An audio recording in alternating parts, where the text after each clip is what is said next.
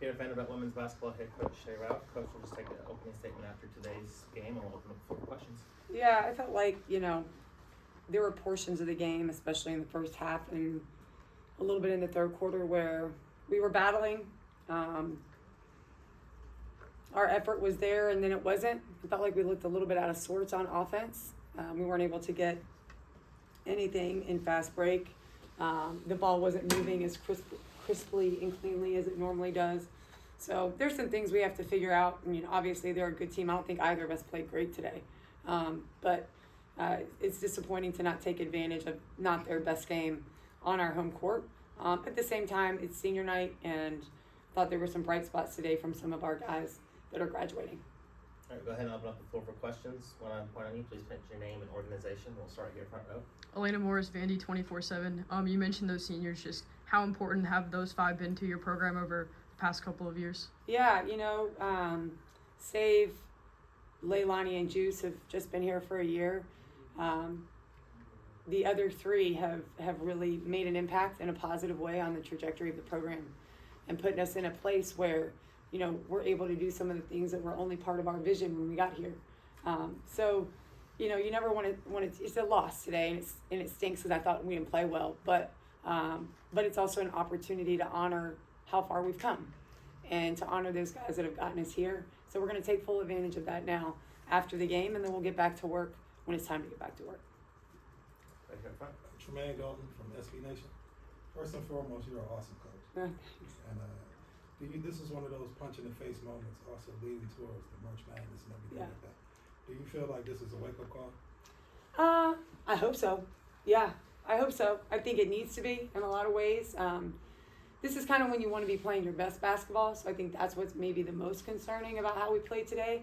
But also, we're not that far removed from some of the better games that we played.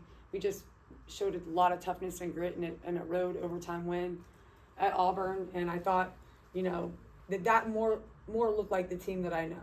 So we got to make sure that this last week of the season we get back to who that is, and I think we'll be able to do so quickly. Shea Therese Walker, Associated Press.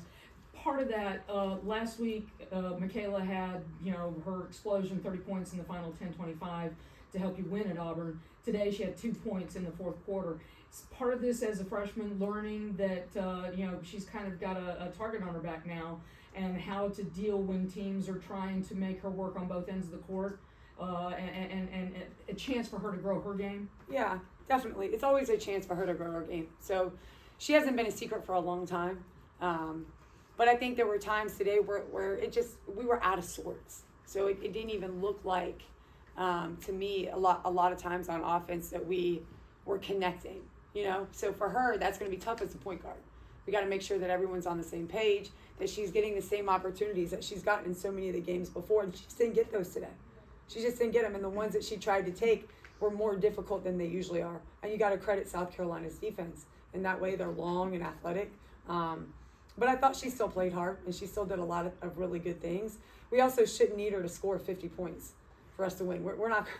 We got to be better than that. So she's done it in moments where we really needed it, but she also has to get a little bit of help. I thought there were times today where Camille did help her, but we just got to get more contributions from everyone else on the floor.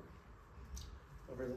Hey, Shea, Gentry Assistant in Tennessee, and when you look at what Dawn has built at South Carolina, what stands out about that program, or what has always stood out about that program to you, and what they've been able to do, and do you feel like the gap is closing a little bit, even the score didn't necessarily show it today? Yeah, I do feel like the gap is closing when we play our best. I mean, in terms of the things that we've accomplished so far this year, and where we're going, I do feel that way. What's impressive about what Dawn has done is that she literally built it from the ground up. It's impressive that she did it while also coaching in the Olympics. That she's been able to create a powerhouse in this day and age, especially as the landscape is changing. And to sustain it is maybe the most impressive thing, because I know, having come from UConn, how hard that is to do. So you see teams that are, have a good couple years and then don't, have a good couple years and then don't. She's, a national championship contender every year. And her kids get better. They look like they have fun. They have a really good culture. That's not easy to do in this day and age. So what's impressive about it? All of it. All of it. And then, you know, who she is in terms of the representation as a woman, the things that she did as a player, now as a coach, the way she speaks up for our sport. That in and of itself is very powerful. Are there lessons you can take, them especially having done it in the SEC the way they have? Yeah, absolutely. She's been one of the more vocal supporters in terms of like always reaching out to me, especially the first couple of years, to show support and encouragement. But yeah, she's kind of laid out a blueprint. It's inspiring, but I'm still a competitor. You know, I'm inspired by her, but I still want to beat her. You know, and I'd like to do that sooner than later. I'm Stephanie Floyd. I'm also from SB Nation. Earlier this year, or last year, I had the chance to speak to Michaela and Camille separately, and they both spoke so highly of you and the culture you're building, and also the woman you are. And I'd love if you could just sort of speak about that element of being a coach, and outside of the game, how are you trying to lead this group of girls? Well, that's good to hear. I think, you know, most of the reason that I wanted to coach was because of the way that people had changed my life in terms of my coaches and mentors and guiders. And, you know, I was a little bit of a shithead. I mean, there's not really another way to say it. When I was younger, I was stubborn and selfish and all the things that get in your way when you're a young kid and you're trying to do something really cool and you're trying to grow into a young woman who can be successful in any arena in life. You got to learn how to sacrifice. You got to learn how to be unselfish. You got to learn how to put people and teams and bigger visions before yourself. And so when I was younger, I had a lot of people do that for me. And I think it's time for me to give back in terms of not only our game, but for the young women that want to play it and have the same goals that I had. I also want to show them that you can do that and still be a wife and a mom and, you know, somebody in the community that's a leader. You can do all the things. You can't always do them at once. And I've learned that myself here, being where my feet are. But to me, it's more important that my players know how much I care about them and love them, how much I want to set them up for success in the future, and how much I'm going to pour into them, whether or not they perform on the basketball court. But if they can learn those things that I learned and they have the talent that they have, then they're going to explode with success in every arena of their life. And that's meaningful in terms of leadership. That's meaningful when you can help guide kids through that and see them to the other side so that when they get to life, real life, because y'all know, man, it's unforgiving that they have a really big toolbox of things they can use because you were able to help them.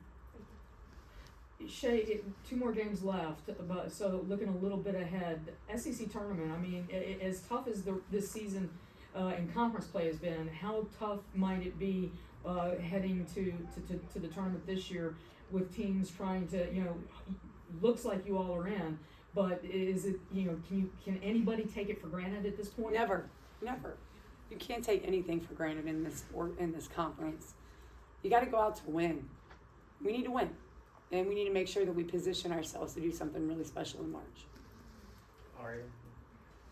Yeah, Shea, obviously the offense kind of struggled outside Michaela and Camille today, and you kind of referenced that earlier. But what needs to happen to get the rest of the team kind of going again? I think we just have to move the ball. We have to play with confidence, make sure we take opportunities.